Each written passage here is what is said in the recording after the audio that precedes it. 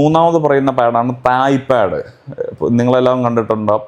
പൊതുവെ ഈ leg kick, elbow kick, elbow punch, അത്തരത്തിലുള്ള മൂവ്മെന്റ്സ് എല്ലാം വരുന്ന സമയത്ത് നമുക്ക് കുറച്ചുകൂടെ ലാർജ് ആയിട്ടുള്ള കുറച്ചുകൂടെ ബിഗ് സൈസ് പാഡ്സ് വേണം. അത് പിന്നെ ഇങ്ങനെയായിരിക്കും, നമ്മളെ റിസ്റ്റിൽ പിടിക്കുന്നതായിരിക്കില്ല.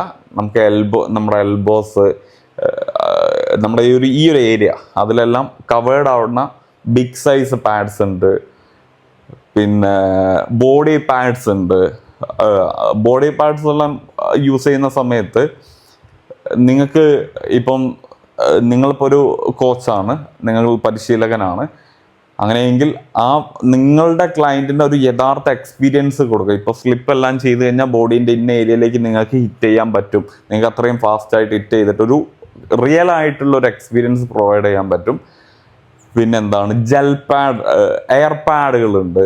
ഇപ്പം നോർമൽ സ്പോഞ്ചിന് പകരം അതിൽ എയർ വരുന്ന ഫിൽഡ് ആയിട്ടുള്ള പാഡുകളുണ്ട്.